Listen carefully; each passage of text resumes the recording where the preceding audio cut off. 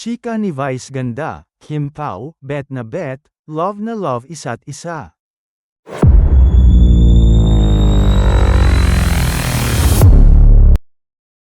Ramdam na ramdam ni Vice ganda na magiging matagumpay sa takilya ang pelikula nina Kim Chiu at Paolo Avellino. Sa gandang araw ng trailer, siguradong marami na ang manunood. Congratulations sa trailer nyo, napakaganda. Nakakakilig. At bago ko pa makita ang trailer, sinabi na sa akin na ang ganda ng pelikula nyo.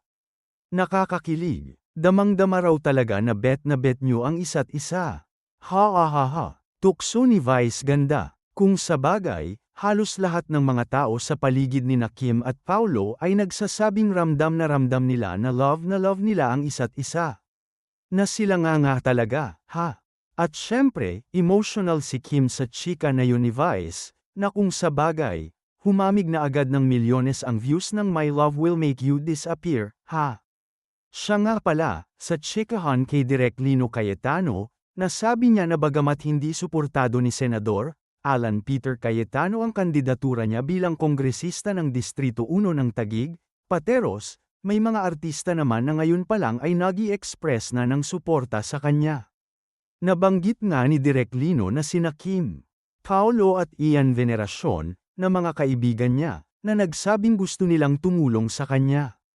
Pero yun nga, ayaw naman daw niyang isabong sa problema, ang Kim Pao, pati na si Ian.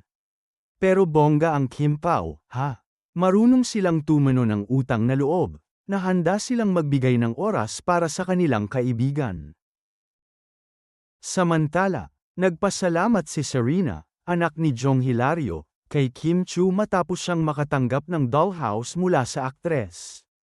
Makikita sa Instagram story ang malaking dollhouse na iniregalo ng aktres. "Thank you Tita Kim for my dollhouse," sabi ni Serena. Ipinakita rin ni Serena ang iba't ibang sulok ng malaking dollhouse mula kay Kim. Cutie Sari, say naman ng aktres. Si Kim at ang ama ni Serena na si Jong ay magkasama sa programang It's Showtime.